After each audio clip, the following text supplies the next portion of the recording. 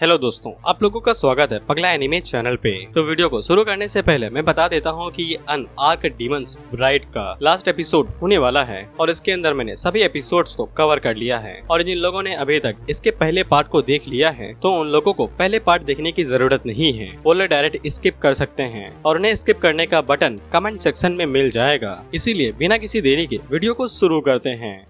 Episode की शुरुआत में हम लोग मेन कैरेक्टर जगान को देखते हैं और उसके सामने उसकी होने वाली वाइफ नेफी बैठी हुई थी, जो जगान से कहती है मुझे मार दो। फिर हमें एक दिन पहले का सीन दिखाया जाता है जहाँ पे एक नाइट एक लड़के के ऊपर हमला करता है और ये नाइट इस लड़की को सेक्रीफाइस के तौर पे इस्तेमाल करने वाला था। और ये कोई नाइट नहीं था, असल में ये फेसलेस सॉर्सरर था जो कि वर्जिन लड़कियों को किडनैप करके उन्हें सेक्रीफाइस कर देते हैं ताकि इनकी सॉर्सरी के अंदर और बढ़ोतरी हो सके। सॉर्सरी का मतलब जादूगरी। खैर फेसलेस कुछ कर पाता कि इससे पहले ही वहाँ पे जगान आ जाता है जो कि उसके सर को पकड़ के उठा देता है। फेसलेस को पता था कि ये जगान का इलाका है, इसीलिए वो मारा जा सकता है। इसलिए फेसलेस जगान को काफी सारी चीजें ऑफर करता है, लेकिन उनका कोई भी फायदा नहीं था। जगान उसके सर को पिचका के उसे बेरहमी से मार देता है। खैर वो लड़की इस तरह से मौत को देख के काफी घबरा जाती है और वो तुरंत बेहोश हो जाती है। ये सब कुछ देख के जगान को ऐसा लगता है कि उसने चीजों को पेचीदा बना दिया है, इसीलिए वो अपनी सॉर्सरी का यूज करते हुए टाइम को रिवाइंड करता है और जो भी खून लड़की के ऊपर पड़ा हुआ था वो उसे रिवाइंड करके उसे मिटा देता है। साथ ही में जगान को उस लड़की के पास से चर्च का टोकन मिलता है, इसीलिए जगान को चिंता होने लगती है कि कहीं उसके ऊपर ये इल्जाम ना आ जाए कि उसी ने इस लड़की के ऊपर हमला किए हैं। दरअसल इस वर्ल्ड के अंदर सॉर्सरर को काफी ज्यादा बुरा माना जाता है, इसीलिए चर्च उनका पीछा करती है और उनका शिकार करती है। खैर जगान आगे कुछ कर पाता कि उससे पहले उसे पता चलता है कि किसी ने उसके बैरियर को तोड़ दिया है और ये करने वाला और कोई नहीं जगान का दोस्त बारतोस था।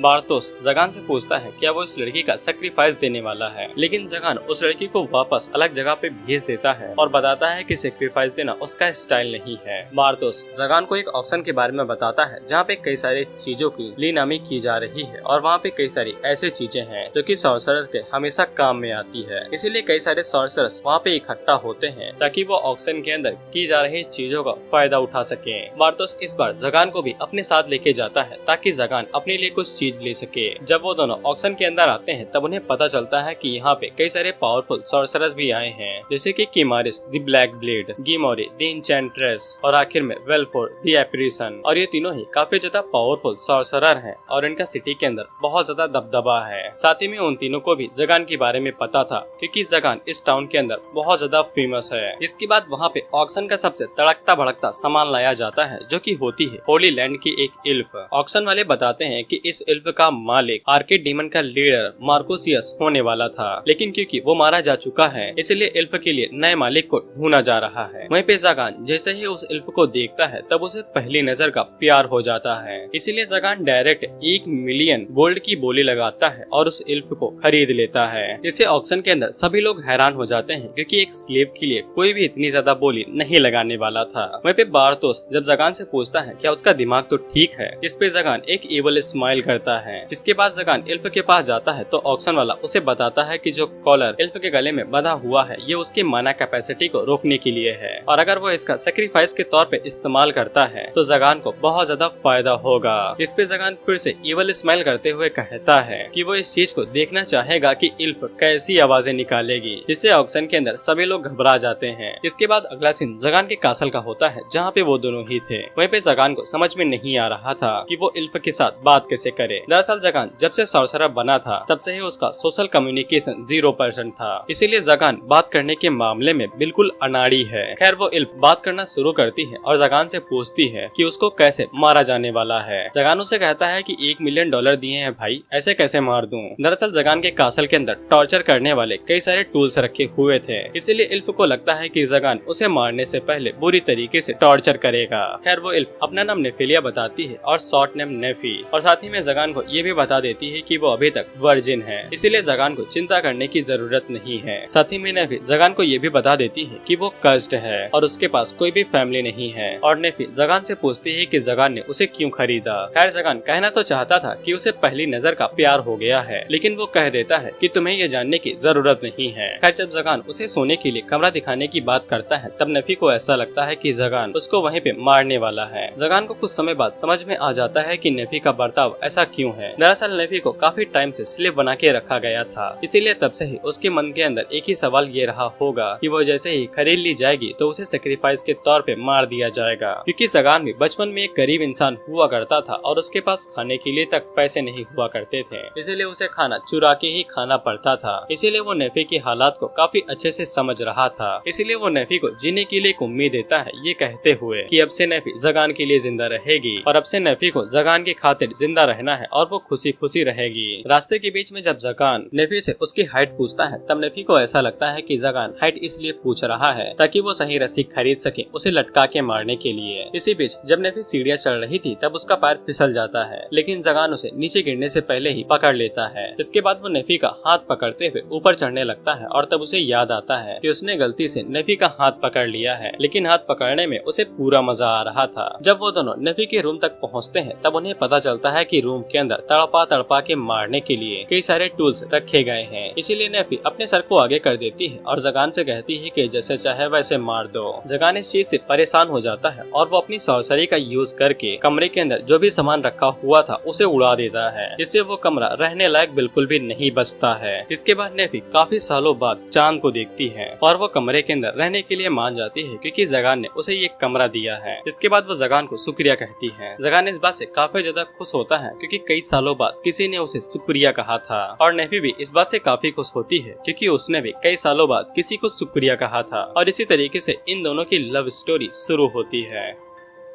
अगले दिन हम लोग देखते हैं कि नेफी जगान के बगल में ही सो रही थी क्योंकि कमरा सोने लायक बिल्कुल भी नहीं था। कमरे के अंदर धुआं भरा हुआ था क्योंकि सुबह हो चुकी थी, इसीलिए जगान नाश्ता लेने के लिए निकल जाता है और उसी टाइम पे नेफी को भी होश आ जाता है। जब जगान नेफी को खाने के लिए खाना देते हैं तब नेफी हैरान होकर जगान से पूछती है क्या वो सच में इसी चीज को खाने वाला है। जगान पूछता है कि इसमें कौन सी बुराई है, तो नेफी उसे बताती है कि ये खाना सबसे बेकार क्वालिटी का खाना है जो कि भैंस और सुअर खाते हैं। लेकिन जगान को इससे कोई भी दिक्कत नहीं हो रही थी क्योंकि वो बचपन से ही इसी को खाते हुए आ रहा था और उसको ऐसा लगता है कि ये खाना नॉर्मल लोग भी खाते हैं। जगान के इतने बुरे हालात देख नेफी जगान को ऑफर करती है कि वो उसके लिए खाना बना सकती है क्योंकि उसे कुकिंग आती है। ये सुन के जगान के मन के अंदर लड्डू फूटने लगते हैं कि होने वाली वाइफ उसके लिए खाना बनाएगी, इसीलिए वो तुरंत सामान खरीदने के लिए शहर की तरफ निकल जाता है। खैर उन दोनों को शहर पैदल ही चल के जाना पड़ता है क्योंकि जगान के पास पैसा ही नहीं बचे थे कि वो टैक्सी ले सके, क्योंकि उसने अपने सारे पैसे नेफी को खरीदने में लगा दिए थे। लेकिन उसी टाइम पे उस टैक्सी वाले के ऊपर कुछ लुटेरे हमला कर देते हैं जो कि उसे लूटने की कोशिश कर रहे थे। नेफी ये सब कुछ देख के काफी ज्यादा घबरा जाती है। जगान को ऐसा लगता है कि नेफी ये देख के इसलिए घबरा गई है क्योंकि उसको भी कुछ लुटेरों ने पकड़ लिया होगा और स्लेव की तरह बेच दिया होगा।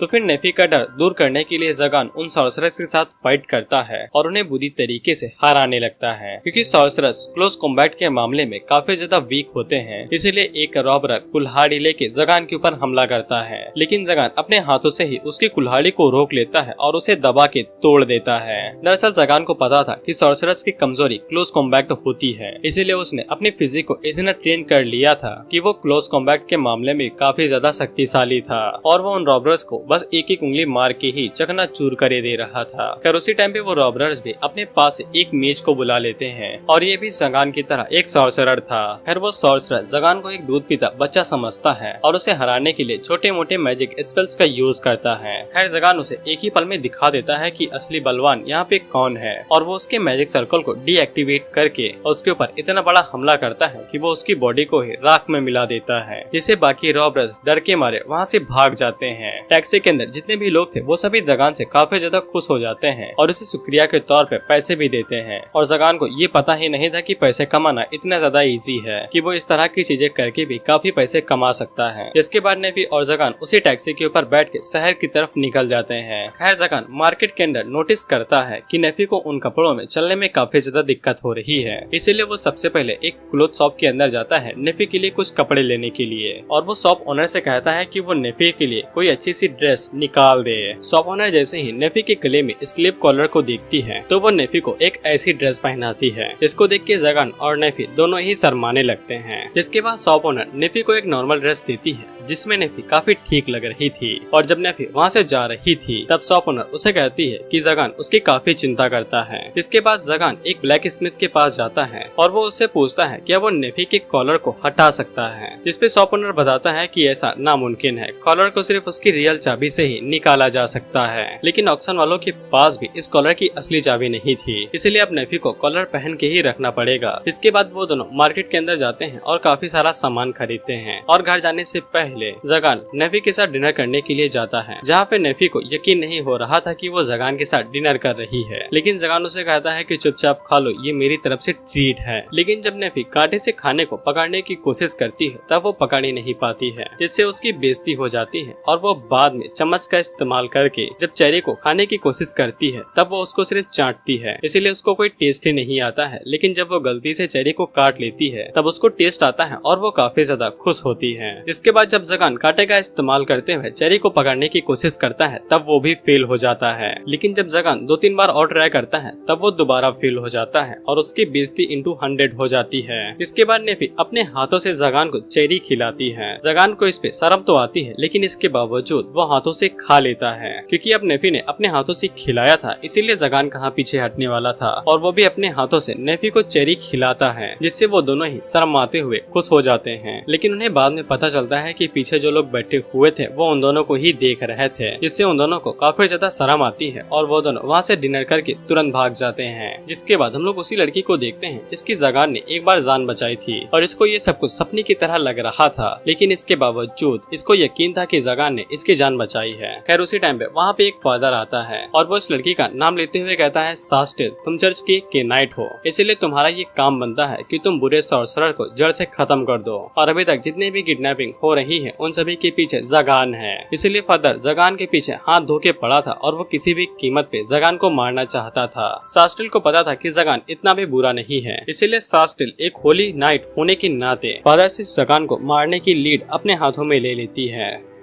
अगली सुबह नेफी जगान को नींद से जगाती है और उसे ब्रेकफास्ट करवाने के लिए लेके जाती है। जगान को पता चलता है कि नेफी ने अपने हाथों से ब्रेकफास्ट बनाया है, तो उसकी खुशी का ठिकाना ही नहीं रहता है और वो साथ ही में इस बात से भी हैरान हो जाता है कि नेफी ने अपने हाथों से ब्रेड को बेक करके बनाया है। लेकिन इसी पल जगान को ये भी पता चलता है कि नेफी ने सिर्फ जगान के लिए ब्रेकफास्ट रेडी किया है, यहाँ तक कि उसने अपने लिए सीट भी रेडी नहीं की थी। इसीलिए जगान नेफी से उसको अपनी गोद में बैठने के लिए कहता है और कहता है कि तुम मेरे साथ ही ब्रेकफास्ट करोगे। जगान को थोड़ी देर में याद आता है कि उसने बहुत कुछ गलत कह दिया है, लेकिन उसने कभी सोचा भी नहीं था कि नेफी सच में उसकी गोद में बैठ जाएगी और वहीं पे बैठ के ब्रेकफास्ट करेगी। और जगान अपने हाथों से नेफी को ब्रेकफास्ट भी खिलाता है, तो फिर नेफी भी अपने हाथों से जगान को खाना खिलाती है। इसके बाद वो दोनों ही शर्माते हुए ब्रेकफास्ट करते हैं। अगले दिन जगान लाइब्रेरी के अंदर बैठ के सॉर्सरी के बारे में पढ़ाई कर रहा था। उसी टाइम पे वहाँ पे नेफी आती है और क्योंकि नेफी को सॉर्सरी का सा भी नहीं पता था, इसीलिए जगान उसे सॉर्सरी के बारे में बताने लगता है कि सॉर्सरी को गॉड्स और डीमन की भाषा का चिन्ह माना जाता है, लेकिन सिंपल मायनों में बस ये एक छोटा सा ब्लूप्रिंट होता है, जैसे कि मैजिक सर्कल। इसके बाद जगान नेफी के सामने एक छोटा सा सर्कल बनाता है और उसे बताता है कि अगर वो इसके अंदर अपना माना डालेगी तो इसके अंदर से बिजली बनेगी, लेकिन अगर वो सर्कल के ऊपर थोड़ी सी और कारीगरी करेगी, यानी कि डिजाइन और अलग अलग तरह के चिन्ह, तो माना का पावर बढ़ जाएगा, जिससे और भी ज्यादा बिजली जनरेट होगी। यहाँ तक कि वो इस टेक्निक की मदद से डायरेक्शन, टाइमिंग, हर किसी चीज को चेंज और कंट्रोल कर सकती है। लेकिन नेफी को अपना सर्कल अपने हिसाब से बनाना पड़ेगा, नहीं तो दूसरे सॉर्सरर अपने माना को उसके अंदर डाल के उसे हाईजैक भी कर सकते हैं। इसीलिए जरूरी होता है कि जब भी किसी मैजिक सर्कल को बनाया जाए तब उसके अंदर सर्किट डाला जाए, जैसे वो अपने ओरिजिनल ओनर को पहचान सके। जगान नेफी को यहाँ पे एक थ्योरी भी बताता है कि ऐसा माना जाता है कि अगर मैजिक सर्कल के अंदर एक और सर्कल बना दिया जाए तो फिर वो अंदर वाला मैजिक सर्कल उसे डिस्ट्रॉय कर सकता है, क्योंकि वो दोनों ही आपस में मिलकर न्यूलीफाई हो जाएंगे। लेकिन ये सिर्फ एक थ्योरी है, अभी तक इसे कभी भी असलियत में किया नहीं गया है। और अगर कोई मैजिशियन ऐसा कर लेता है तो वो सबसे ज्यादा शक्तिशाली सॉर्सरर माना जाएगा, क्योंकि वो किसी भी मैजिक अटैक को न्यूलीफाई कर सकेगा। तो फिर नेफी जगान से पूछती है कि अगर किसी को पता हो कि ये कैसे काम करता है तो फिर वो किसी भी तरह की सॉर्सरी को यूज कर सकता है। इस पे जगान बताता है कि सॉर्सरी सिर्फ नॉलेज के बेस पे चलती है, अगर किसी के पास जानकारी है तो वो सॉर्सरी को यूज कर सकता है। इसके बाद जगान नेफी को छेड़ने के लिए उसे कहता है कि तुम यहाँ पे आ आसपास की चीजों को छूना नहीं तो तुम्हारी जान भी जा सकती है। इस पे नेफी घबरा जाती है तो जगान उससे कहता है कि मजाक है। तो फिर नेफी शर्माते हुए कहती है कि वो बहुत ज्यादा परेशान करता है, लेकिन जगान उससे कहता है कि तुम तो खुश दिखाई दे रही हो। जिसपे नेफी उससे पूछती है कि उसे कैसे पता चला। तो जगान अपने मन के अंदर सोचता है कि तुम्हारे कान हिलते हैं तो पता चलता है कि तुम खुश हो। इसी बीच नेफी जगान से पूछती है कि वो अपनी इस ताकतवर पावर के साथ क्या करने की सोचता है। इस पे जगान के पास कोई भी जवाब नहीं था, लेकिन वो नेफी को बताता है कि जब वो छोटा हुआ करता था तब उसे खाना खाने के लिए भी बहुत ज्यादा मेहनत करनी पड़ती थी, यहाँ तक कि अपनी जान पे भी खेलना पड़ता था। इसी बीच एक इवल सॉर्सरर ने उसे किडनैप कर लिया था और वो उसको सेक्रीफाइस के तौर पे इस्तेमाल करने वाला था, लेकिन वो सॉर्सरर इसमें कामयाब नहीं हो सका और उल्टा जगान ने ही उसे मार दिया। और उसी दिन जगान को ये पता चला कि अगर वो ताकतवर है तो वो जिंदा रह सकता है। इसीलिए जगान अपनी ताकत से सिर्फ जिंदा रहने के बारे में सोचता है, जैसे कि कोई इमॉर्टल, और उसका अपनी पावर से कोई भी लेना देना नहीं है। खैर इसी बीच जगान को पता चलता है कि कुछ लोग उसके कासल के अंदर आ चुके हैं, इसीलिए वो जाते हुए नेफी से कहता है कि वो डिनर रेडी रखे, वो कुछ ही टाइम में आता होगा। इसके बाद हम लोग देखते हैं कि वहाँ पे सास्टिल आ चुकी थी, जो कि अपने लोगों के साथ जगान के ऊपर हमला करने के लिए आई थी। और सास्टिल के पास सीक्रेट शॉट थी, जिसकी मदद से वो जगान के बैरियर को आसानी के साथ काट के अंदर चली जाती है। और उसी पल वहाँ पे जगान भी आ जाता है, जो कि उनसे वहाँ से चले जाने को कहता है, लेकिन वो लोग बिना फाइट करे नहीं जाने वाले थे।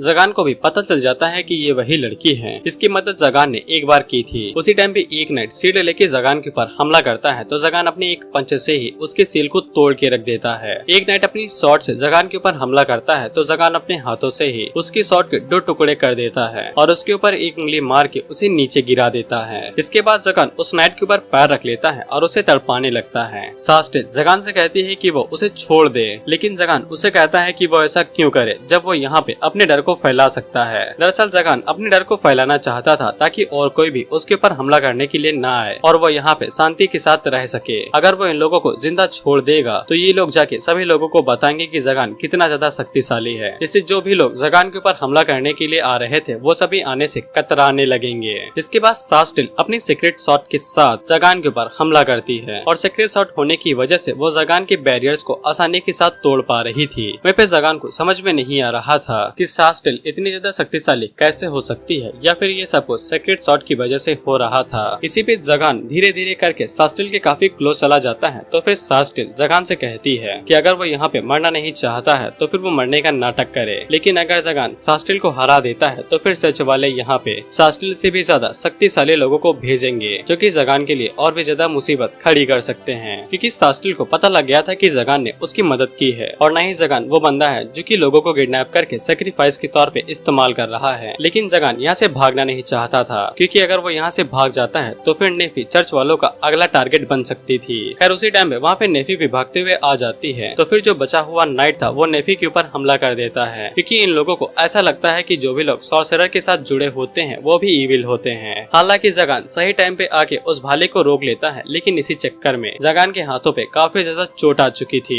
खैर जगान आगे कुछ कर पाता कि इससे पहले ही जगान को अजीब सी पावर महसूस होती है। उसी टाइम पे हम लोग नेफी को देखते हैं और उसे बहुत ज्यादा गुस्सा आ रहा था कि किसी ने जगान को चोट पहुंचा दी है। इसके बाद वो पहली बार अपनी पावर्स का यूज करते हुए वहाँ पे पेड़ पौधों को कंट्रोल करती है, जिनकी मदद से उस नाइट को पकड़ लेती है और उनके अंदर उसे दबोच लेती है। लेकिन नेफी आगे कुछ कर पाती कि इससे पहले ही जगान उसे शांत कर लेता है और जगान भी नेफी की पावर को देख के काफी ज्यादा हैरान हो गया था। इसके बाद सास्टिल और उसके लोगों ने विड्रॉल कर लिया था और वो लोग वहाँ से चले गए थे। वहीं पे जगान नेफी से पूछता है कि ये वही पावर है जिसको वो होल्ड करती है, लेकिन नेफी बताती है कि ये कोई सॉर्सरी नहीं है, ये मिस्टिज्म है। जगान बताता है कि मिस्टिज्म बहुत ज्यादा खास तरह की पावर होती है जो कि गॉड से डायरेक्ट मिलती है और ये नेचर के भी पार जा सकती है। लेकिन नेफी को ऐसा लगता है कि असल में ये एक श्राप है। जब नेफी पैदा हुई थी तब उसके ऊपर पहले से ही ये सभी पावर्स थी, इसीलिए गाँव वाले उसे बिल्कुल भी पसंद नहीं किया करते थे और उसे हमेशा खुद से अलग रखा करते थे। लेकिन एक टाइम पे जाके गांव के ऊपर कुछ लुटेरों ने हमला कर दिया और तब गांव वालों ने नेफी से कहा कि वो अपनी पावर्स का इस्तेमाल करके उनकी रक्षा करें, क्योंकि उन लोगों ने नेफी को अभी तक गांव के अंदर रहने दिया था। लेकिन नेफी ने ऐसा कुछ भी नहीं किया था। इसके बाद नेफी को लुटेरों ने पकड़ लिया था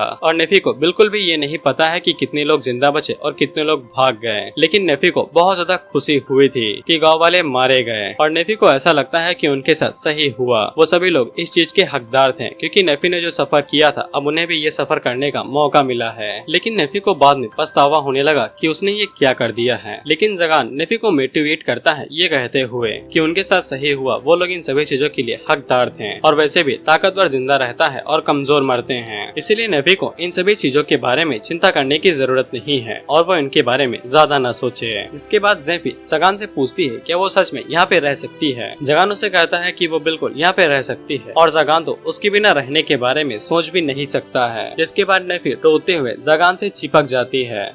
रात के टाइम में नेफी जगान के पास आती है और वो जगान से एक साथ सोने को कहती है। ये सुन के जगान के मन के अंदर लड्डू फूटने लगते हैं, ये सोच के कि अब उसे वो खुशी मिलने वाली है जो हर किसी को नहीं मिल सकती है। लेकिन उसे बाद में याद आता है कि ये अभी काफी जल्दी हो जाएगा। इसीलिए वो नेफी से कहता है कि उसे समझ में आ रहा है कि वो क्या कहना चाह रही है। नेफी उसे कहती है कि हाँ, उसे समझ में आ रहा है, यहाँ पे एक ही बेड है और वो हमेशा कुर्सी के ऊपर ही सोता है, इसीलिए वो दोनों उसके बेड को शेयर कर सकते हैं और वो काफी अच्छे से आराम कर पाएगा। ये सुन के जगान के सारे सपने टूट के बिखर जाते हैं कि नेफी सिर्फ आराम के बारे में बात कर रही है। खैर जगान इसके लिए मना करने लगता है, ये कहते हुए कि वो नेफी का बेड है तो उसको ही उस बेड पे सोना चाहिए। तो फिर नेफी नीचे बैठ जाती है और जगान से कहती है कि अगर ऐसी बात है तो फिर जगान उसकी गोद का इस्तेमाल कर सकता है। जगान ये सुन के काफी ज्यादा हैरान होता है और शर्मा जाता है, लेकिन वो आखिर में नेफी की गोद के ऊपर लेट ही जाता है। इसी पे जगान नेफी से पूछता है क्या वो सॉर्सरी सीखना चाहती है। इसकी मदद से नेफी अपनी पावर्स के ऊपर भी बेहतर कंट्रोल कर पाएगी। तो फिर नेफी जगान की रक्षा करने के लिए सॉर्सरी सीखने को राजी हो जाती है और अब से नेफी जगान की स्टूडेंट भी बन गई थी।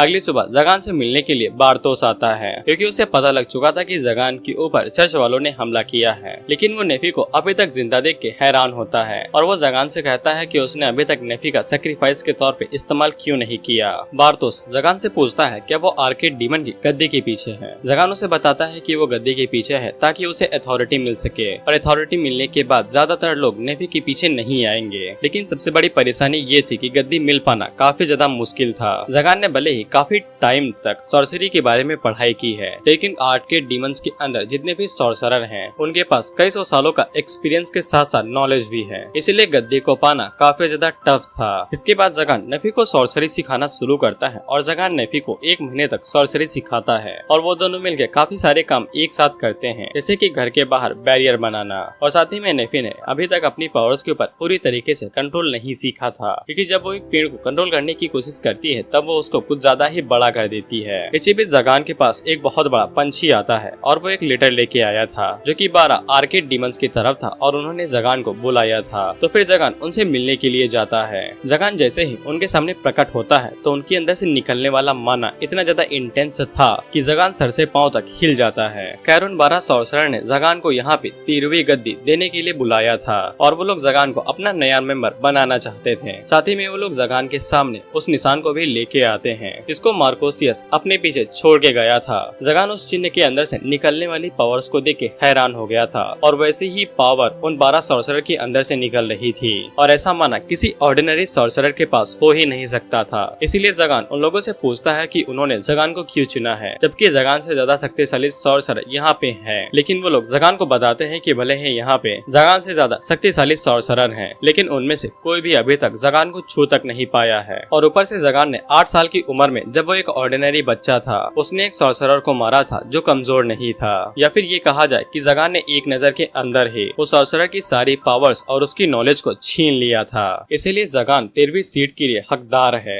अगर जगान चाहे तो वो किसी से भी उनकी सॉर्सरी को छीन सकता है, अगर वो चाहे तो उसके सामने कोई भी सॉर्सरर जिंदा नहीं बच सकता है। इसीलिए कुछ ही टाइम में जगान सबसे ज्यादा शक्तिशाली सॉर्सरर बनने ही वाला है। इसीलिए वो लोग जगान को अपने साथ जुड़ने का मौका दे रहे हैं। जगान उनसे कहता है कि अगर वैसी बात है तो फिर मैं तुम लोगों से भी तो तुम्हारा सब कुछ छीन सकता हूँ। तो वो सभी सॉर्सरर जगान के ऊपर हंसने लगते हैं। एक सॉर्सरर जगान से कहता है कि अगर तुम हमसे कुछ छीनोगे तो हम लोग तुमसे उससे कहीं गुना ज्यादा छीन सकते हैं। और उसी टाइम पे जगान को नेफी का ख्याल आता है। जगान को पहले से ही पता था कि एक सॉर्सरर बनने के बाद वो कभी भी नॉर्मल लाइफ को जी नहीं पाएगा, इसीलिए वो नेफी के साथ एक नॉर्मल लाइफ को तो इमेजिन भी नहीं कर सकता है। इसीलिए जगान आर्क डीमन को ज्वाइन करने के लिए मान जाता है, लेकिन एक शर्त पे। वो लोग उसकी शर्त को मान जाते हैं, जिसके बाद जगान को उसका टाइटल दिया जाता है, लेकिन ये टाइटल अभी हमें नहीं बताया जाता है। इसके बाद वो लोग जगान को मार्कोसियस की सील देते हैं जो कि उनका चिन्ह है, और इसी चिन्ह की मदद से जगान को आर्क डीमन के माना को इस्तेमाल करने का अधिकार मिलेगा। इसके बाद जगान नेफी के पास जाता है और हमें पता चलता है कि जो चीज जगान ने उन लोगों से मांगी थी वो थी नेफी के कॉलेज कॉलर की चाबी। इसके बाद जगान नेफी को कॉलर से आजाद कर देता है और नेफी को बताता है कि उसने आर्क डीमन को ज्वाइन कर लिया है, इसीलिए अब उसे नेफी की जरूरत नहीं है और जगान नेफी को अपने कासल से धक्के मार के बाहर निकाल देता है। फिर हम थोड़े टाइम बाद नेफी को देखते हैं जो कि शहर की गली के बीच में पड़ी हुई थी और उसे समझ में नहीं आ रहा था कि अचानक से जगान ने उसे बाहर क्यों निकाल दिया और वो इसी चीज से परेशान होके रोना शुरू कर देती है, लेकिन उसकी आंखों से आंसू तक नहीं आ रहे थे और इतना सब सहने की वजह से उसका दिमाग फिर से खराब हो जाता है। क्योंकि जब सास्टिल नेफी को चेक करने के लिए आती है तब नेफी उसको देख के उसे कहने लगती है कि तुम मुझे मार दो, मुझे जीने के लिए कोई भी वजह नहीं चाहिए। इसे बेचारी सास्टिल परेशान हो जाती है कि इसे क्या हो गया, ये तो मुझे एक सीरियल किलर बना दे रही है। उसी टाइम पे वहाँ पे मैनुअला आती है जो कि सास्टिल से कहती है कि वो बेचारे नेफी को बुली क्यों कर रही है और वहाँ पे जितने भी लोग थे वो सभी भी सास्टिल को दोष देने लगते हैं कि वो नेफी को बुली क्यों कर रही है, उसकी वजह से नेफी काफी ज्यादा परेशान है। इतना सब होने के बाद नेफी आगे बढ़ती है और सभी को बताती है कि सास्टिल ने उसके साथ कुछ भी नहीं किया है। लेकिन इतनी सब बातें सुनने के बाद सास्टिल वहाँ पे रोने लगती है और वो उन लोगों के ऊपर चिल्लाते हुए कहती है कि वो लोग उसे एक बुरी लड़की बना रहे हैं जबकि उसने कुछ किया ही नहीं है। अगले सीन में मैनुअला उन दोनों को बाहर लेके जाती है और उन लोगों से पूछती है कि उनके साथ क्या हुआ है। उसी टाइम पे वेटरेस वहाँ पे खाना लेके आती है और जब नेफी खाने को चखती है तब उसे याद आता है कि उसने ये डिश जगान के लिए बनाई थी। इसके बाद वो जगान को याद करते हुए वहाँ पे रोने लगती है। मैनुअला आगे बढ़ती है और वो नेफी और सास्टिल को चुप करवाती है, बिल्कुल एक बड़ी दीदी की तरह। जिसके बाद नेफी उन दोनों को पूरी कहानी बताती है कि जगान ने उसे धक्के मार के बाहर निकाल दिया है और इसी वजह से वो काफी ज्यादा उदास है। जब वो दोनों नेफी से पूछते हैं कि जगान ने अचानक से ऐसा क्यों किया तो नेफी को भी नहीं पता था कि जगान ने ऐसा क्यों किया, लेकिन वो उन दोनों को बताती है कि जगान ने अचानक से आर्क डीमन को ज्वाइन कर लिया है। तो फिर मैनुअला नेफी को आर्क डीमन के बारे में बताती है कि ये एक ऑर्गेनाइजेशन थी जिसको लॉर्ड मार्कोसियस लीड किया करता था और जब तक मार्कोसियस जिंदा था तब तक टाउन के अंदर शांति बनी हुई थी, लेकिन उसके मरने के बाद कई सारे सॉर्सरर बाहर निकले हैं और वो अपने बुरे बुरे काम करना शुरू कर दिए हैं। इसी वजह से चर्च आगे बढ़ी और उसने इन सभी सॉर्सरर को मारना शुरू कर दिया। तो फिर नेफी मैनुअला से पूछती है इतना सब होने के बावजूद लोग चर्च वालों को पसंद क्यों नहीं करते हैं। इस पे मैनुअला बताती है कि चर्च वाले ये सब काम करने के लिए बहुत ज्यादा पैसे लेते हैं जबकि इतने ज्यादा पैसे लेने की जरूरत नहीं है। जिसपे नेफी सास्टिल की साइड लेते हुए कहती है लेकिन इन सभी चीजों के लिए सास्टिल को दोष देने की जरूरत थोड़ी ना है। इससे सास्टिल काफी ज्यादा खुश हो जाती है और वो नेफी से कहती है कि वो काफी ज्यादा अच्छी है। इसके बाद सास्टिल अपनी कहानी बताती है कि चर्च ऐसा मानता है कि सॉर्सरर बहुत ज्यादा बुरे होते हैं, इसीलिए सॉर्सरर्स को जड़ से खत्म करने के लिए उन्हें आर्क डीमन को खत्म करना पड़ेगा। लेकिन आर्क डीमन के अंदर 12 सॉर्सरर हैं और अब तो 13 हो चुके हैं, लेकिन यहाँ पे सेक्रेट सॉर्ड सिर्फ 12 ही हैं। इसीलिए वो लोग आर्क डीमंस को मारने के लिए अपनी जान भी सेक्रीफाइस कर सकते हैं और क्योंकि उन्हें 13 आर्क डीमन मिल चुके हैं इसलिए अब चर्च जितनी जल्दी हो सके उतनी जल्दी उन्हें मारने के बारे में सोच रहा है ताकि वो लोग अपनी ताकत को आगे न बढ़ा सकें। नेफी को इससे समझ में आ जाता है कि इसी वजह से जगान ने नेफी को खुद से दूर किया है ताकि लड़ाई की वजह से नेफी को बिल्कुल भी चोट न आए। सास्टिल नेफी से पूछती है क्या उसे सच में ऐसा लगता है कि जगान लोगों का सेक्रीफाइस कर सकता है खुद की ताकत को बढ़ाने के लिए। इस पे नेफी साफ इंकार कर देती है और कहती है कि वो बिल्कुल ऐसा नहीं करेगा और धीरे धीरे नेफी को ये भी समझ में आने लगा था कि जगान इतना बुरा नहीं है। उसने जानबूझ के नेफी को खुद से दूर किया है ताकि उसे चोट न आए और शायद से अभी भी जगान को नेफी की जरूरत होगी, इसीलिए नेफी फैसला कर लेती है कि वो उसके साथ जाएगी और वो जगान से दोबारा मिलेगी उसकी मदद करने के लिए। सास्टिल भी नेफी के साथ जाना चाहती थी ताकि वो जगान से बात कर सके कि क्या कोई ऐसा सॉर्सरर हो सकता है जो टाउन के बीच में लोगों को किडनैप कर रहा हो। मैनुअला भी उन लोगों से कहती है कि वो उनकी दोस्त होने के नाते उनके साथ जाएगी, लेकिन नेफी इसे काफी ज्यादा हैरान होती है क्योंकि उसने सोचा भी नहीं था कि कोई इंसान उसे ये कहेगा कि वो उसका दोस्त है। इस पे मैनुअला नेफी से कहती है कि ऐसा लगता है कि मैं तुम्हारी पहली दोस्त हूँ, इसीलिए सास्टिल भी उन लोगों के साथ दोस्ती करना चाहती थी। तो फिर मैनुअला उसे छोड़ते हुए कहती है कि तुम्हारा चर्च ये इजाजत भी देता है कि तुम बाकी लोगों के साथ दोस्ती कर सकती हो। इस पे सास्टिल की रोने जैसी शक्ल बन जाती है तो मैनुअला उसे कहती है कि मैं मजाक कर रही थी, हम तीनों ही दोस्त हैं। खैर उसी टाइम पे वहाँ पे सास्टिल के बाकी दोस्त भी आ जाते हैं जो कि नेफी को देख के हल्का सा डर जाते हैं, लेकिन वो लोग आगे बात कर पाते कि इससे पहले ही वहाँ पे कोई दूसरा सॉर्सरर अटैक कर देता है जो कि सास्टिल और नेफी को अपने साथ लेके चला जाता है, लेकिन मैनुअला उड़ के वहाँ से भाग जाती है और वो सासरा नेफी और सास्टिल को अपने साथ लेके जाता है। उसी टाइम पे हम लोग जगान को देखते हैं जो कि अभी भी चर्च के नाइट्स के साथ फाइट कर रहा था और वो इजीली उन तीनों को ही हरा देता है। वहीं पे जगान को भी नेफी की याद आ रही थी, लेकिन अब वो बेचारा कुछ भी नहीं कर सकता था। जगान को यही लग रहा था कि नेफी अभी शहर के अंदर होगी और वो सभी लोगों के साथ काफी ज्यादा खुश होगी। जिसके बाद वो वहाँ से जाते हुए सोचता है कि उन दोनों ने सिर्फ 2 ही हफ्ते एक साथ बिताए थे, अब वो नेफी के बारे में भूल जाएगा। लेकिन उसी टाइम भी एक नाइट जगान का हाथ पैर पकड़ लेता है और उसे कहता है कि वो सास्टिल को जाने दे, उसने सास्टिल को क्यों किडनैप किया है। जगान कहता है कि उसने किसी को भी किडनैप नहीं किया है और वो लोग उसका पीछा न करें। उसी टाइम पे वहाँ पे मैनुअला आती है जो कि जगान को बताती है कि सास्टिल और नेफी को वही किडनैप करके ले गया है और वो साथ ही में जगान को ये भी समझाती है कि नेफी को उसकी चिंता हो रही थी और वो उसके पास आ ही रही थी कि इसी बीच किसी सॉर्सरर ने उसे किडनैप कर लिया है। जगान नेफी के बारे में जैसे ही ये सब कुछ सुनता है तो उसे दिल के अंदर दर्द होता है और ये दर्द जगान को पहली बार हुआ था। ऐसा दर्द उसे कभी भी पहले नहीं हुआ था और जगान को अंदाजा लग चुका था कि नेफी को किसने किडनैप किया है। और जगान कहता है कि अगर उसे नेफी को बचाने के लिए आर्क डीमन की अथॉरिटी को इस्तेमाल करना पड़े तो भी वो पीछे नहीं हटेगा। इसके बाद वो एक मैजिक सर्कल बनाता है और वहाँ से नेफी को बचाने के लिए जा ही रहा था। इसीलिए मैनुअला भी जगान के साथ जाना चाहती थी ताकि वो नेफी की मदद कर सके। तीनों नाइट भी जगान को कस के पकड़ लेते हैं और उससे कहते हैं कि हमें भी अपने साथ ले चलो, हम लोग सास्टिल को बचाना चाहते हैं। अब जगान क्या करता, वो उनको भी अपने साथ लेके जाता है क्योंकि वो उसको छोड़ ही नहीं रहे थे। फिर हम लोग नेफी और सास्टिल को देखते हैं और उनको किडनैप करने वाला और कोई नहीं बार्थोस था और बार्थोस उसी सॉर्सरर का स्टूडेंट था जिसको जगान ने 8 साल की उम्र में मारा था। लेकिन बार्थोस ये सब कुछ बदले की खातिर नहीं कर रहा था। दरअसल बार्थोस ये सब कुछ उन चीजों के लिए कर रहा था जो कि जगान को मिल गई थी। जगान ने जैसे ही और सॉर्सरर को मारा था तो सॉर्सरर की जितनी भी नॉलेज और कासल था वो सभी जगान को हो गया था और ये सभी इनडायरेक्टली बार्थोस का होना चाहिए था। वहीं पे बार्थोस नेफी का इस्तेमाल करके उसे एक सैक्रिफाइस की तरह यूज करने वाला था और उसकी मदद से वो एक डोर को ओपन करने वाला था। बार्थोस ये भी बताता है कि वो आर्क डीमन को ज्वाइन करना चाहता था, लेकिन उसकी जगह जगान ने ले ली। अब वो दोबारा पीछे हट चुका है, इसीलिए वो जगान को रास्ते से हटा के फिर से जगान की सीट को छीनना चाहता है। लेकिन नेफी बार्थोस को बताती है कि जगान को वो सीट पहले ही मिल चुकी है, इसी वजह से जगान ने नेफी को बाहर निकाल दिया था। इससे बार्थोस काफी ज्यादा हैरान हो जाता है और उसे हल्का सा डर लगने लगता है। लेकिन इसके बावजूद वो नेफी को अपने साथ ले जाते हुए कहता है कि अगर जगान को वो सीट पहले ही मिल चुकी है तो वो अपनी पावर्स को बढ़ा के जगान से फोर्सफुली उस सीट को छीन लेगा।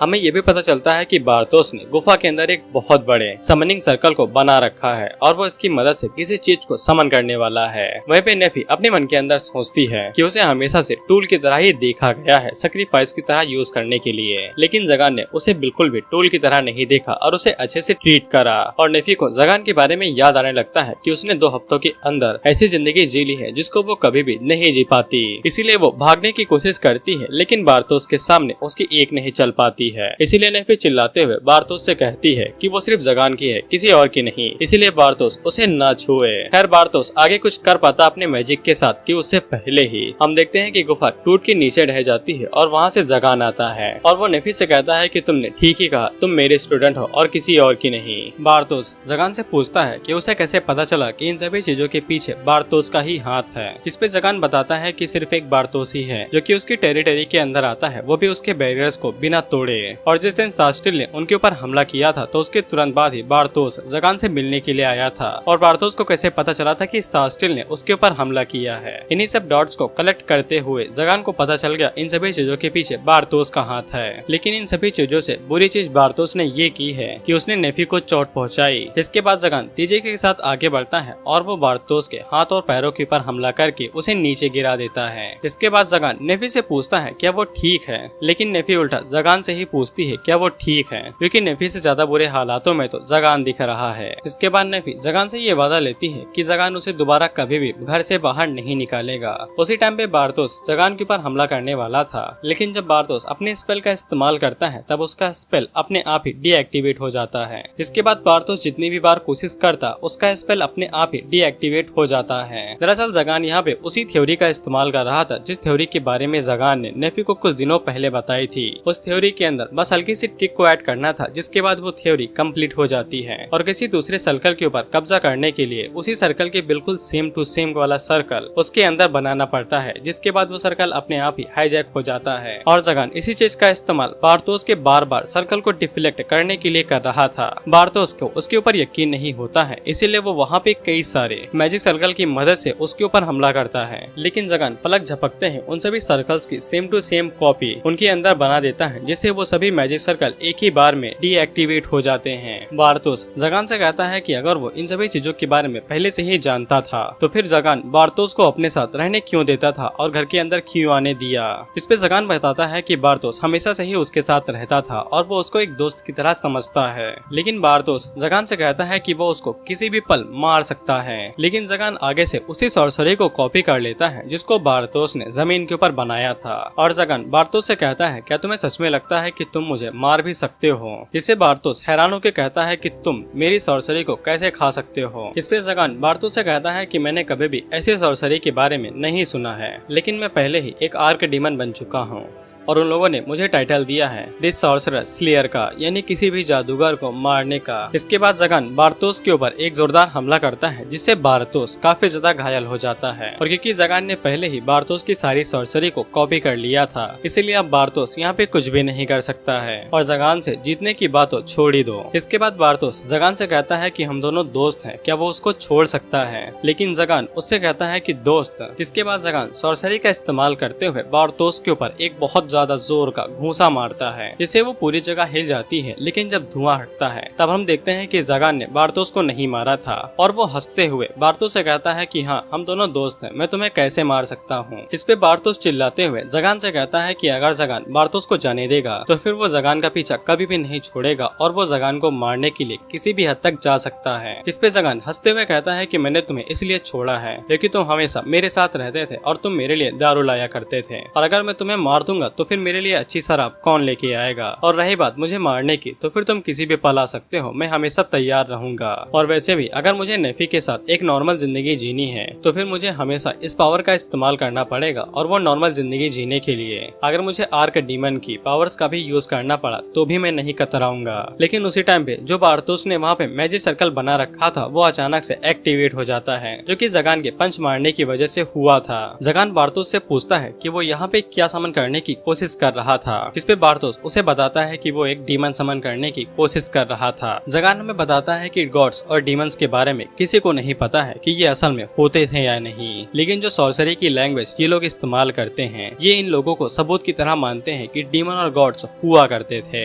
जिसके बाद उस सर्कल के अंदर से एक डीमन बाहर निकलता है जो कि बेन टेनिसन के अपग्रेड की तरह लग रहा था, और इस डीमन के जो माना का फ्लो था वो आर्क डीमन के 12 सॉर्सरर से भी बहुत ज्यादा खतरनाक था। इसीलिए जगान कुछ टाइम तक तो अपनी जगह से हिल भी नहीं पाता है। इसके बाद वो डीमन जगान की तरफ आगे बढ़ने लगता है, लेकिन वो डीमन अचानक से जगान के सामने झुक जाता है और उससे पूछता है कि उसके लिए कमांड क्या है। उसी टाइम पे जगान की नजर उसके हाथों के ऊपर लगे हुए मार्कोसियस के चिन्ह के ऊपर पड़ती है तो वो चमक रहा था, जिसे जगान समझ जाता है कि इस निशान की वजह से ही वो डीमन जगान को अपना मास्टर समझ रहा है। जगान जल्दी से उस डीमन को ऑर्डर देता है कि वो जहाँ से आया है वहीं पे लौट जाए, और वो डीमन तुरंत जगान की बात मान के वापस वहीं पे चला जाता है जहाँ से वो आया था। डीमन के जाने के तुरंत बाद वो पूरी गुफा ढहने लगती है, इसीलिए जगान सभी को पकड़ता है और गुफा से बाहर आ जाता है। और उसी टाइम पे चर्च की तरफ से 3 नाइट भी आ चुके थे जो शास्त्रिल को अपने साथ लेके वहाँ से निकल जाते हैं। मैनुअला भी वहाँ से चली जाती है, जिसके बाद बार्थोस भी वहाँ से निकल जाता है, और बच गए थे तो सिर्फ जगान और नेफी जगान से कहती है कि वो जगान के साथ हमेशा रहना चाहती है,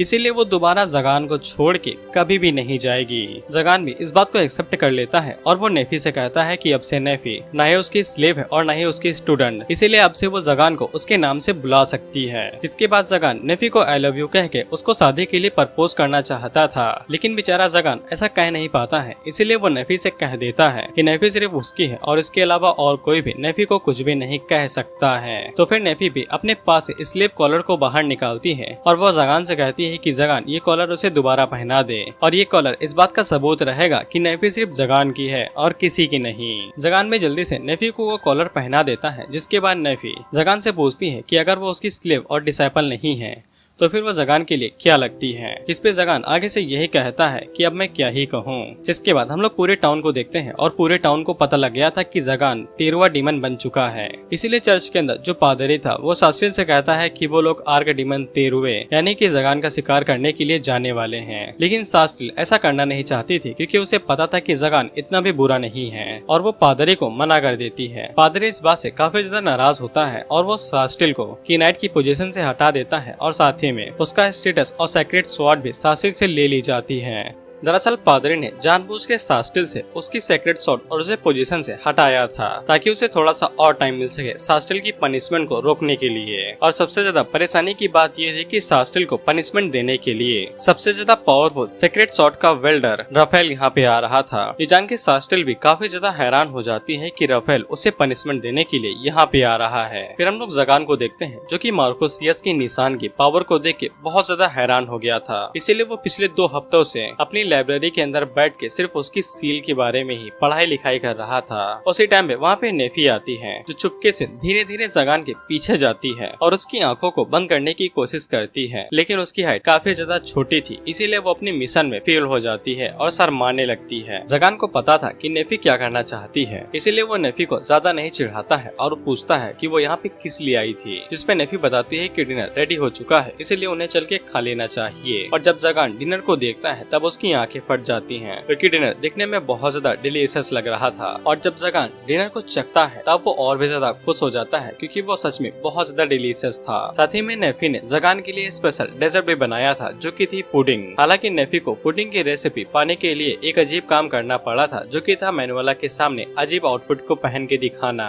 जगान जैसे ही पुडिंग को टेस्ट करता है तब उसके मुंह के अंदर मिठास फैल सी जाती है और वो खुश होकर कहता है कि उसे तो पता ही नहीं था कि उस दुनिया के अंदर ऐसी भी चीजें हैं जिनको दूध और अंडे के साथ बनाया जा सकता है। उसी टाइम पे जगान को पता चलता है कि किसी ने उसके बैरियर के ऊपर हमला किया है। हमें पता चलता है कि ये हमला करने वाला और कोई नहीं वेलफोर था जो कि दिखने में किसी लिजार्ड मॉन्स्टर की तरह लगता है। वेलफोर बड़ी आसानी के साथ जगान के सभी बैरियर्स को तोड़ देता है और उसके मेन गेट के ऊपर हमला करके अंदर आ जाता है। अंदर आने के बाद वेलफोर जगान से कहता है कि वो उसकी पोजीशन को छीनने के लिए आया है। हालांकि जगान उससे कहता भी है कि अभी डिनर टाइम चल रहा है इसीलिए तुम बाद में आना या फिर वेट करो। लेकिन वेलफोर से वेट नहीं होता है और वो अपने हाथ को ड्रैगन के हाथ में चेंज करके डायरेक्ट जगान के ऊपर हमला कर देता है। लेकिन जगान उसे बड़ी आसानी के साथ ही रोक लेता है और दोबारा SBI के वर्कर की तरह कहता है अभी लंच टाइम चल रहा है बाद में आइएगा। लेकिन वेलफोर फिर से बात नहीं मानता है और वो अपने मुंह से एक ब्रेथ अटैक करने वाला था। इसीलिए जगान गुस्सा होके उसके ऊपर पाम अटैक करता है तो वो उड़ते हुए पीछे जाके गिरता है। और तभी हमें पता चलता है कि वेलफोर का जो सर है वो नकली सर है और नेफी को पता चल जाता है कि अंदर कोई लड़की है इसीलिए वो भागते हुए जाके वेलफोर को चेक करती है। इसीलिए जगान काफी टेंशन में आ जाता है कि उसने अनजाने में एक छोटी बच्ची मार दी। लेकिन नेफी उसे बताती है कि बस बेहोश हुई है मरी नहीं है। इसके बाद जगान उस लड़की को अपने कंधों पे उठाता है और उसे एक बेडरूम के अंदर लिटा देता है। थोड़े ही समय में वेलफोर को होश आ जाता है तो वो डायरेक्ट जगान के ऊपर हमला कर देती है। लेकिन जगान आसानी के साथ उसे रोक लेता है और बताता है कि उसे आराम करना चाहिए। वेलफोर जगान से पूछती है कि उसने उसे मारा क्यों नहीं, वो तो उसकी दुश्मन थी। जिसपे जगान बताता है कि तुम्हें नेफी का शुक्रिया अदा करना चाहिए इसीलिए तुम अभी तक जिंदा हो।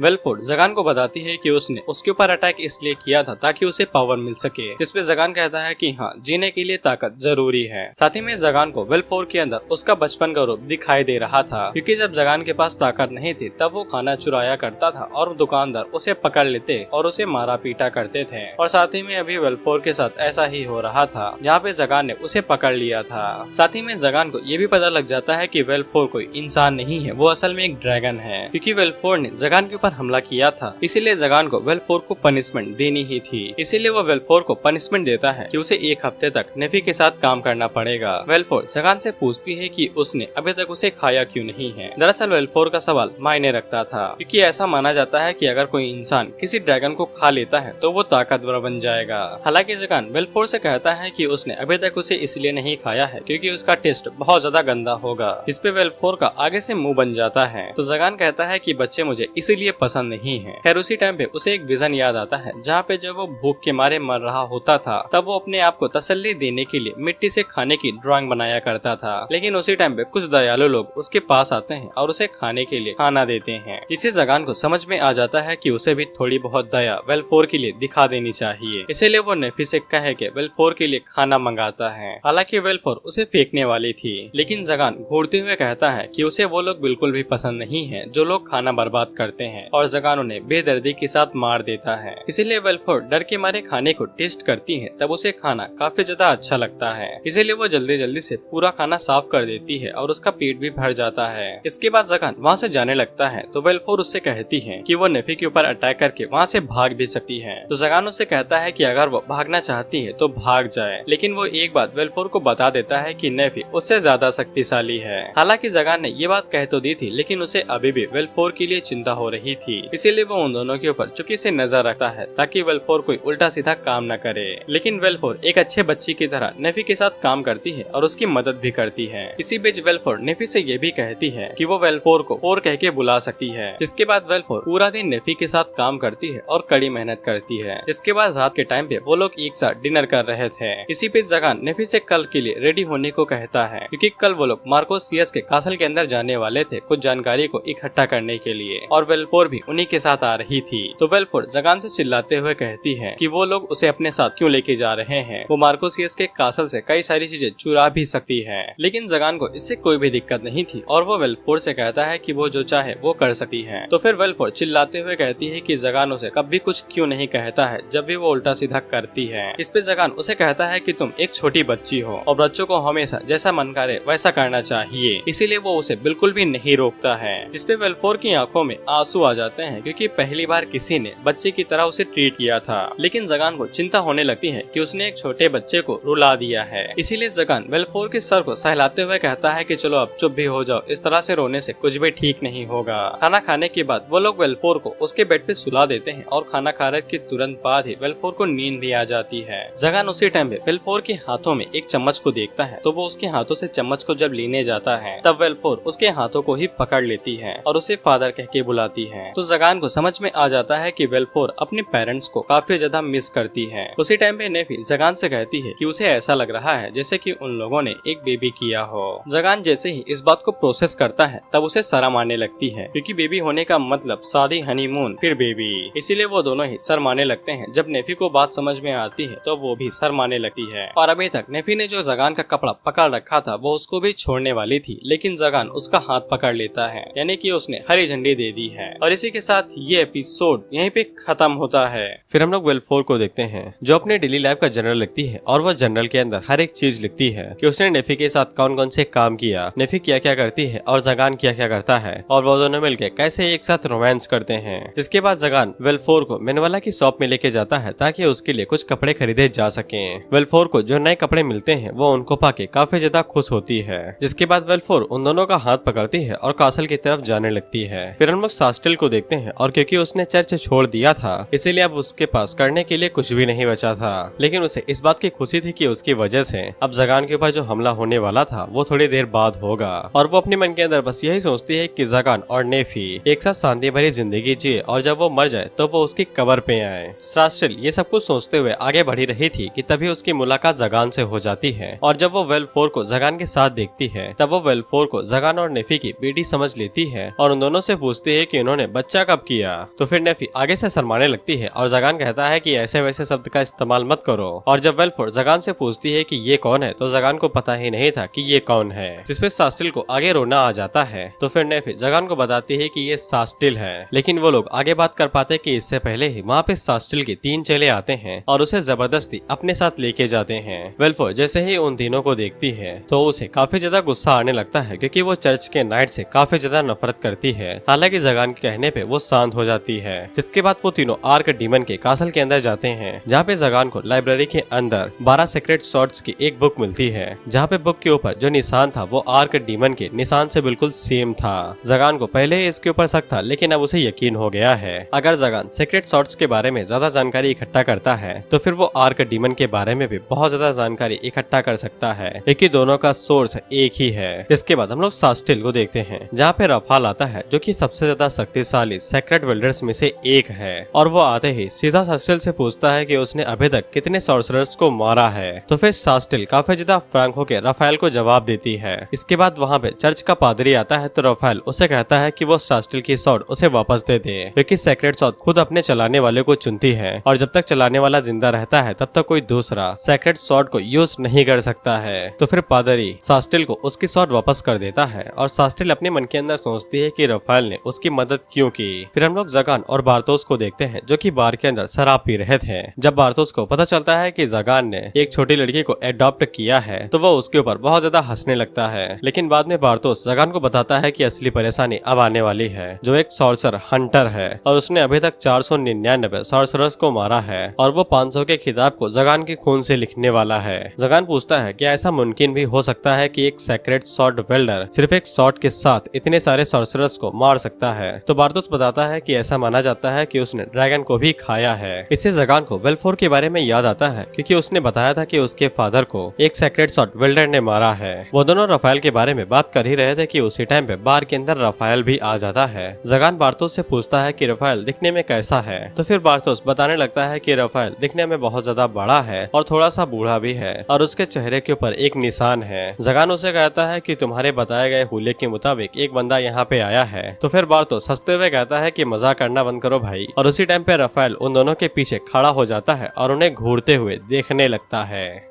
रफाल वहाँ पे आता है और वो दिखने में डरावना जरूर लग रहा था। ऐसा लग तो रहा था कि वो लड़ने के लिए आया है, लेकिन उसके अंदर से कोई भी ब्लड लस्ट नहीं निकल रहा था। इसीलिए जगान को समझ में आ जाता है कि ये लड़ने के लिए नहीं आया है। इसके बाद जगान उसके साथ बैठता है और पूछता है कि वो यहाँ पे किस लिए आया है। तो रफाल अपना इंट्रोडक्शन देता है और जगान को बताता है कि वो यहाँ पे अपने एक जूनियर की तरफ से आया है, यानी कि सास्टिल की तरफ से। और जगान को भी पता चल जाता है कि रफाल सास्टिल के बारे में बात कर रहा है। रफाल बताता है कि सास्टिल को चर्च से बाहर निकाला जा रहा है क्योंकि उसने जगान के ऊपर होने वाले हमले के खिलाफ कुछ बोला था, इसीलिए कुछ ही दिनों के अंदर उसे चर्च से बाहर निकाला जा सकता है। इतना सब कहने के बाद रफाल वहाँ से निकलने लगता है। जगान को सास्टिल के बारे में काफी ज्यादा बुरा लगता है क्योंकि उसने नेफी की कई बार मदद की थी और वो उसकी दोस्त भी है, और वहीं पे जगान ने कभी सोचा भी नहीं था कि सास्टिल उसकी खातिर इतना सब करेगी। इसीलिए जगान रफाल से कहता है कि अगर सास्टिल को कुछ भी होता है तो फिर रफाल का खेल जगान खत्म कर देगा।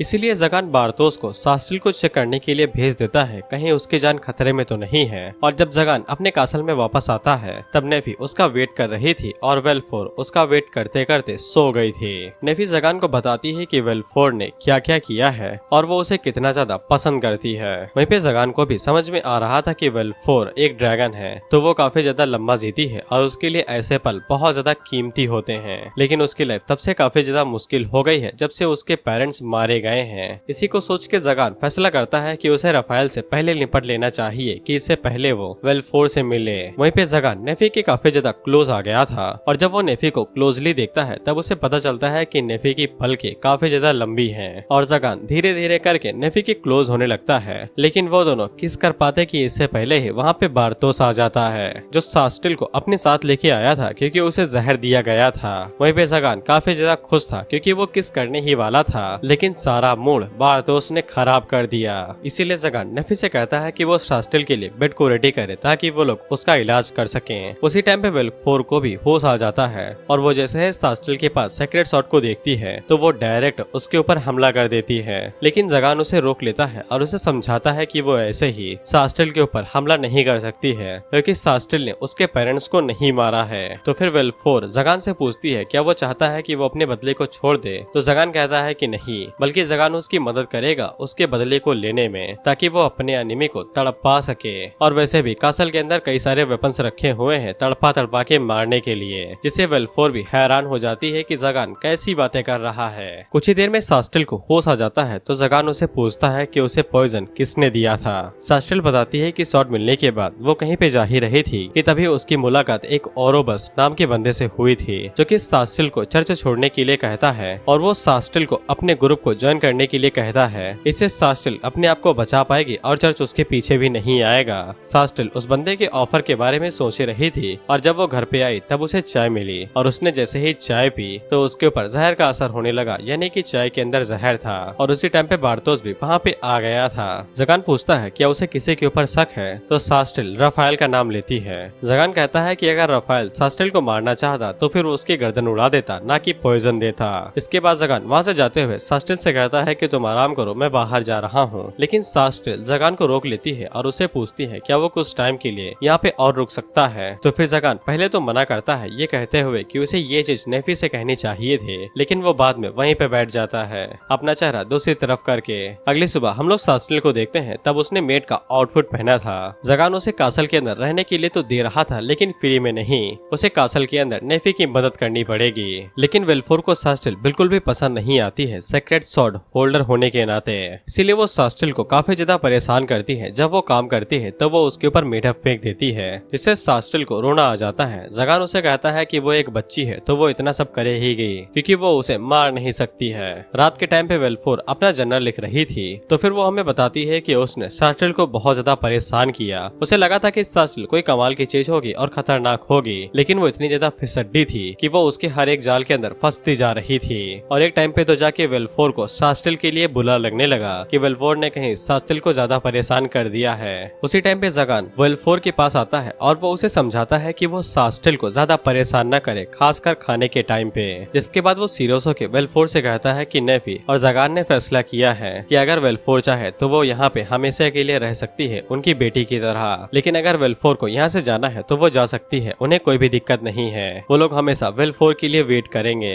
वेलफोर जगान से कहती है कि वो इसके बारे में सोच के बताएगी। उसी रात वेलफोर को उसके फादर का सपना आता है, जहाँ पे राफेल उसके फादर को मार के खा रहा था। वेलफोर ये सपना देख के उठ जाती है, जिसके बाद वो डायरेक्ट सास्टिल के कमरे के अंदर जाती है और वो उसके ऊपर अपने क्लॉ से हमला करने वाली थी, लेकिन बाद में वो जगान के बारे में सोच के उसके गाल को खींच के वहाँ से चली जाती है। अगली सुबह नेफी भागते हुए जगान के पास आती है और उसे बताती है कि वेलफोर कासल को छोड़ के चली गई है। जिसके बाद हम लोग वेलफोर को देखते हैं, जो कि अपना आखिरी जर्नल लिख रही थी और जर्नल लिखने के बाद वो घर छोड़ के निकल जाती है। और जर्नल के अंदर उसने जगान और नेफी को शुक्रिया कहा था अब तक उसका ख्याल रखने के लिए। वेलफोर वहाँ से सीधा आर्क डीमन के कासल के अंदर आती है, ताकि वेलफोर को यहाँ पे कुछ ऐसा मिल सके जिसकी मदद से वो ताकतवर हो जाए और अपना बदला ले सके।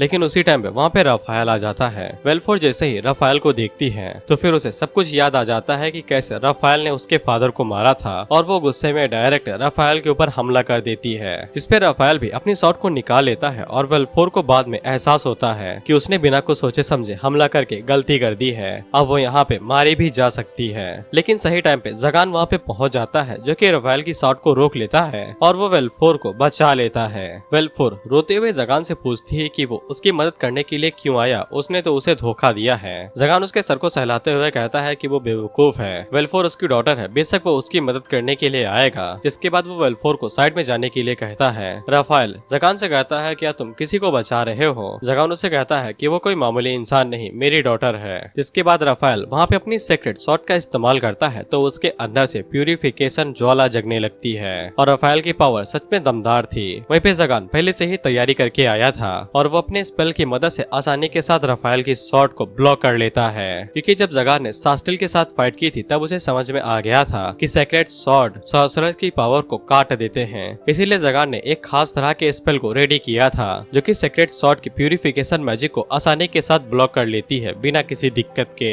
लेकिन राफेल दोबारा खड़ा होता है और वो जगान के ऊपर अपनी शॉट से हमला करता है, लेकिन जगान फिर से अपने स्पेल की मदद से उसे ब्लॉक कर लेता है। लेकिन जब जगान तीसरी बार शॉट को रोकने की कोशिश करता है तब उसका स्पेल गायब हो जाता है, जिससे जगान को समझ में आ जाता है कि ये स्पेल सिर्फ 3 ही अटैक्स को ब्लॉक कर सकता है। उसी टाइम में राफेल दोबारा जगान के ऊपर हमला करने वाला था, लेकिन जगान दोबारा अपने स्पेल का इस्तेमाल करते हुए राफेल के ऊपर एक पंच मारता है और राफेल दूर जाके गिरता है। लेकिन राफेल दोबारा खड़ा हो जाता है फाइट करने के लिए। उसी टाइम पे हम लोग नेफी को देखते हैं, जो कि बाहर बैठ के उनका वेट कर रही थी। और उसी टाइम पे वहाँ पे सास्टिल आती है। जब सास्टिल को पता चला था कि वेलफोर उसकी वजह से चली गई है, तब सास्टिल को काफी ज्यादा दुख हो रहा था और वो खुद को कोस रही थी कि चर्च वाले उसे एक्सेप्ट नहीं करते हैं और वो यहाँ पे जगान के साथ रह रही है। लेकिन नेफी सास्टिल को समझाती है कि वो इतनी भी यूजलेस नहीं है। सास्टिल जो करना चाहती है वो कर सकती है, उसे इतना सब सोचने की जरूरत नहीं है। नेफी सभी के समझाने के बाद सास्टिल को समझ में आ जाता है कि उसे क्या करना है, जिसके बाद वो बारतोस के पोर्टल का इस्तेमाल करते हुए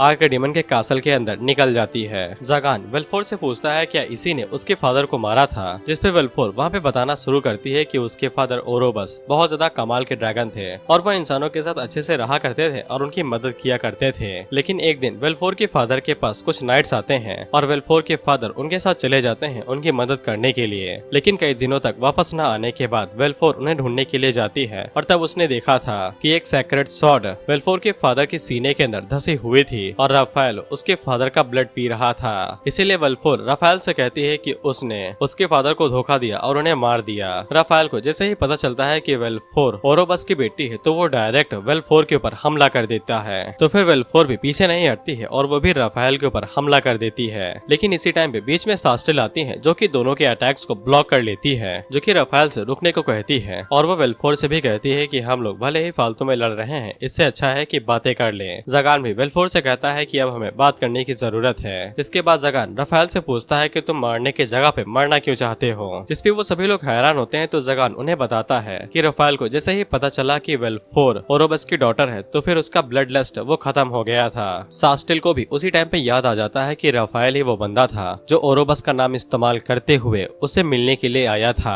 लेकिन वो लोग आगे कुछ बात कर पाते कि इससे पहले ही जागान को कुछ अजीब सा महसूस होता है। इसके बाद उन्हें आर्कडीमन के कैसल के अंदर से कोई चीज बाहर आते हुए दिखाई देती है, जो कि और कुछ नहीं उनका गार्डियन था। लेकिन उसके अंदर से एशियन डीमन का माना रिलीज हो रहा था और वो आसपास की एनर्जी को भी एब्जॉर्ब कर रहा था। बारतोस जागान से कहता है कि हमें यहाँ से निकलना होगा, नहीं तो हम सभी लोग मारे जा सकते हैं। वहीं पे जागान आर्कडीमन के निशान का इस्तेमाल करते हुए गार्डियन को ऑर्डर देने की कोशिश करता है, लेकिन गार्डियन उसकी बात नहीं मानता है। लेकिन अचानक से वो गार्डियन अपने मुंह के अंदर एक एनर्जी बीम को इकट्ठा करता है और वो उन लोगों के ऊपर हमला करता है। सभी लोग सामने से हट जाते हैं, लेकिन वेल्फोर के पास टाइम नहीं था और वो बीम सीधा जाके वेल्फोर से टकरा जाती है। लेकिन सभी लोग ये देख के हैरान हो जाते हैं कि राफेल वेल्फोर को बचाने के लिए उसके सामने आ जाता है। जागान को इससे काफी ज्यादा गुस्सा आता है, जिसके बाद वो अपने स्पेल का इस्तेमाल करते हुए गार्डियन के ऊपर एक हमला करता है, जिसके बाद वो गार्डियन एक ही बार में डिस्ट्रॉय हो जाता है। इसके बाद जागान राफेल से पूछता है कि तुमने ऐसा क्यों किया। इस पे राफेल बताता है कि वो बस अपनी ड्यूटी पूरी कर रहा था और उसने अपने कर्तव्य को पूरा कर दिया है। जागान उससे कहता है कि शो ऑफ करना बंद करो और सब कुछ सच सच बताओ। इसके बाद राफेल जब वेल्फोर की तरफ देखता है तब उसे वेल्फोर के अंदर ओरोबस की आंखें दिखाई देती हैं। राफेल वेल्फोर को बताता है कि उसने उसके फादर को नहीं मारा है, बल्कि वो तो उसके फादर के साथ डीमंस के खिलाफ लड़ाई लड़ रहा था, जो अचानक से इस दुनिया के अंदर आ गए थे और ओरोबस उन डीमंस के खिलाफ लड़ते लड़ते ही मारा गया है। इसीलिए वेल्फोर को नफरत की जगह पे गर्व से सर उठाना चाहिए कि उसके फादर उसके खातिर मारे गए, इस दुनिया को एक बेहतर जगह बनाने के लिए जहाँ पे वो अच्छे से जी सके। वेल्फोर की पूछने पे कि राफेल उसके फादर का खून क्यों पी रहा था, तो राफेल बताता है कि ये दुनिया एक ऐसी जगह है जहाँ पे चर्च और सॉर्सरर्स आपस में लड़ते हैं, इसीलिए अगली बार अगर डीमंस यहाँ पे अटैक करते हैं तो लोग जिंदा नहीं बचेंगे।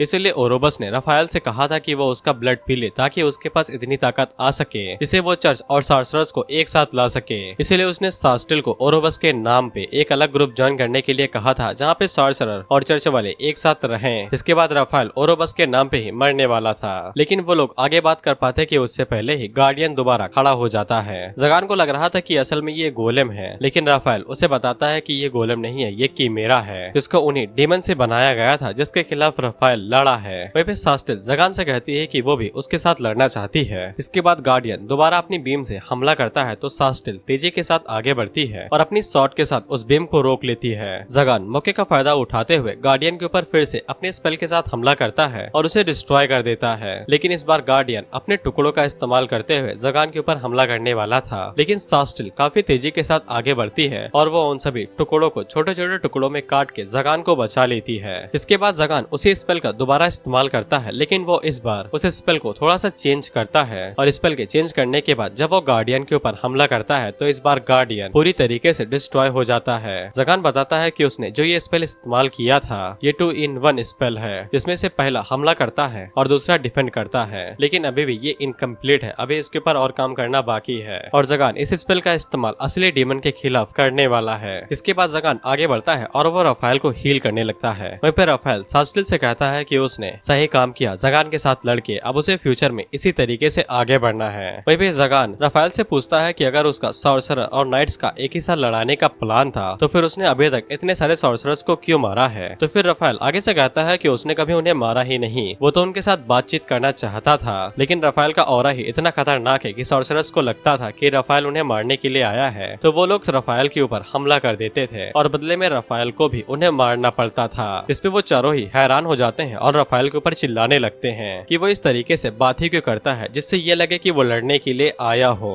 इसके बाद रफाएल सास्टिल से कहता है कि जो वो करने वाली है उसके रास्ते में कुछ लोग आने वाले हैं, इसीलिए वो उन लोगों का सफाया करने के लिए जा रहा है। और वो वेलफोर से कहता है कि जब वो इस टास्क को खत्म कर लेगा तब वो वेलफोर के पास आएगा, फिर वेलफोर जो चाहे वो रफाएल के साथ कर सकती है। इसके बाद वो सभी लोग जगान के कैसल की तरफ जाते हैं जहाँ पे नेफी उन लोगों का वेट कर रही थी। और जब वो लोग नेफी के पास पहुँचते हैं तब वो उन लोगों को वेलकम करती है। फिर हम लोग चर्च के पादरी को देखते हैं और इसी ने सास्टिल को मारने की कोशिश की थी क्योंकि इसे सास्टिल का रवैया बिल्कुल भी ठीक नहीं लग रहा था और ये सास्टिल को मार के उसकी सेक्रेट सॉर्ड को किसी और के हाथों में देने वाला था। उसी टाइम पे वहाँ पे रफाएल आता है और जब पादरी रफाएल को ऐसे हालातों में देखता है तब वो सोचता है कि उसे रफाएल का सफाया अभी कर देना चाहिए। जिसके बाद वो पॉइजन को दवाई बताते हुए रफाएल को देने लगता है, लेकिन रफाएल को पहले से ही सब कुछ पता था, इसीलिए वो उसके हाथ को काट देता है और उसे कहता है कि उन लोगों ने अपने जवानी के टाइम पे बहुत ज्यादा अच्छे काम किए हैं, लेकिन पता नहीं पादरी अब बदल क्यों गया। जिसके बाद रफाएल उसके सीने में तलवार घुसा के उसे मार देता है। जिसके बाद हम लोग सास्टिल को देखते हैं और उसे पादरी के ऊपर शक था, लेकिन पूरी तरीके से नहीं। सास्टिल जगान को बताती है कि अब चर्च थोड़ा सा अजीब हो गया है, लेकिन उसे चर्च जाना ही पड़ेगा ताकि वो चीजों को संभाल सके। जब सास्टिल जा रही थी तब वेलफोर उसके पास आती है और उसे दोबारा आने को कहती है। इसे सास्टिल खुशी के मारे रोने लगती है क्योंकि उसे यकीन नहीं हो रहा था कि वेलफोर उसे आने के लिए कह रही है। और उसी टाइम पर रफाएल भी सास्टिल के पास आता है जो कि उसे दोबारा आने को कहता है। और सास्टिल रफाएल को ऐसे देख के बहुत ज्यादा हैरान हो गई थी और वो जगान से कहते हैं कि तुमने तो रफाएल को मार दिया था ना।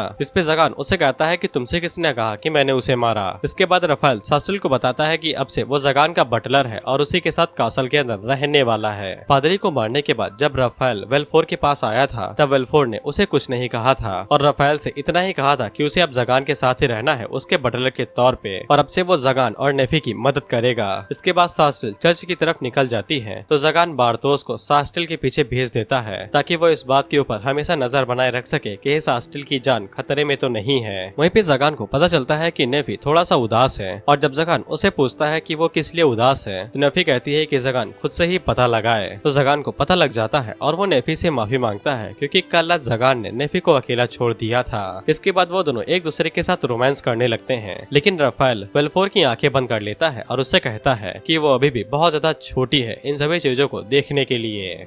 फिर हम लोग वेलफोर को देखते हैं जो कि अगले दिन अपना जर्नल लिख रही थी और वो हम लोगों को बताती है कि अब से वो जगान और नेफी के साथ ही रह रही है। वहीं पे रफाएल भी अब उनके साथ रह रहा है और वो एक काफी अच्छा कुक भी है, लेकिन वो ज्यादातर मिठाइयाँ बनाने के मामले में ही काफी ज्यादा अच्छा है। लेकिन रफाएल की एक प्रॉब्लम है कि वो वेलफोर को जगान और नेफी की रोमांटिक लाइफ के अंदर घुसने नहीं देता है और उससे कहता है कि वो इन सभी चीजों के लिए काफी ज्यादा छोटी है। फिर हम देखते हैं कि रफाएल ने जगान और नेफी के लिए स्वीट्स बनाए थे। वहीं पे जब जगान स्वीट्स को खाने के लिए जाता है तब नेफी उसे कहती है कि उसे आराम से उन्हें उठाना पड़ेगा क्योंकि ये काफी ज्यादा सॉफ्ट है। तो फिर जगान उठाने से मना करता है और वो नेफी से ही कहता है कि नेफी खुद ही जगान को अपने हाथों से खिला दे। तो फिर जगान को बाद में शर्म आने लगती है कि उसने अभी क्या कह दिया, लेकिन नेफी इसके बावजूद शर्माते हुए जगान को अपने हाथों से स्वीट्स खिलाने लगती है। वेलफोर इस मौके का फायदा उठाते हुए देख रही थी, लेकिन रफाएल उसे रोकने लगता है। लेकिन वेलफोर इस बार रफाएल को रजिस्ट करती है और वो कैसे न तैसे उन दोनों को खाते हुए देख ही लेती है।